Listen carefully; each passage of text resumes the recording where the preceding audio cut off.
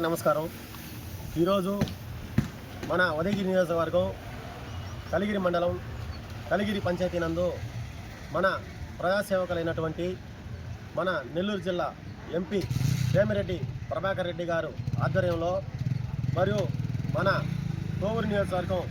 ఆంధ్రప్రదేశ్ రాష్ట్ర police bureau సభ్యురాలు మన ప్రశాంతమ్మ గారి ఆధ్వర్యంలో వారు చేస్తున్న సేవా కార్యక్రమంలో భాగంగా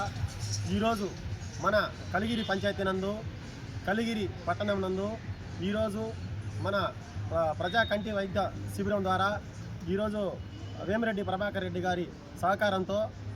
ఈరోజు పేదలకు ఉచిత కంటి వైద్యానికి సంబంధించి ఉచిత కంటి వైద్యం జరపడం జరుగుతుంది. అదేవిధంగా వారు చేసి ఉచిత కంటి వైద్యం చేసి దానికి తోడు ప్రతి ఒక్కరికి పేద ప్రజలకు అండగా ఉంటూ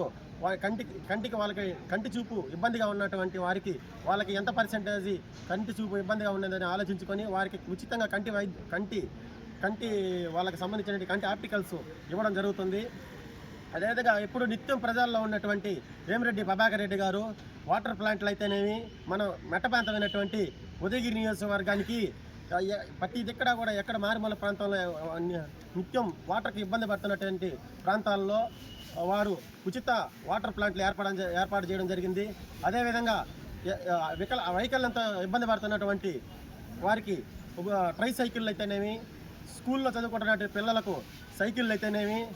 నిత్యం ప్రజలలో సేవా కార్యక్రమాలు చేసుకుంటూ వేమిరెడ్డి ప్రశాంతమ్మ అయితేనేమి మంచి సోదరభావంతో వేమిరెడ్డి ప్రభాకర్ రెడ్డి గారు అయితేనేమి ఈరోజు ఆంధ్రప్రదేశ్ రాష్ట్రంలో వాళ్ళు స్వచ్ఛంద సేవా సంస్థలు ఎన్నో పెట్టి ప్రజలకు సేవ చేయడం జరిగింది. అదేవిధంగా ప్రజాక్షేత్రంలోకి వస్తే ఇంకా ఎక్కువ సేవ చేయగలుగుతాం అనే ఉద్దేశంతో ఈరోజు రాజకీయాల్లోకి వచ్చి ఇంకా ప్రజలకి చైతన్యం నింపుతూ ప్రజలకి ఏదైతే అవకాశాలు ఉన్నాయో ఆ అవకాశాలను ఉపయోగించుకొని ఈ విధంగా ప్రజలకి ఉపయోగపడే విధంగా ప్రజాక్షేత్రంలో ఈరోజు ఒక నెల్లూరు జిల్లాలోనే ఎంతో ఆంధ్ర రాష్ట్రంలోనే ఎంతో సేవా గుణంతో కలిగి సేవాభావంతో కలిగి మానవతా దృక్పథంతో ఎప్పుడు నిత్యం ప్రజల గురించి ఆలోచిస్తూ ప్రజాసేవకే నా జీవితం అన్నట్టు వేమిరెడ్డి ప్రభాకర్ రెడ్డి గారు ఈ కార్యక్రమాలు చేయడం జరుగుతుంది. కాబట్టి వేమిరెడ్డి ప్రభాకర్ రెడ్డి గారికి ప్రశాంతమ్మ గారికి మా నెల్లూరు జిల్లా తరపున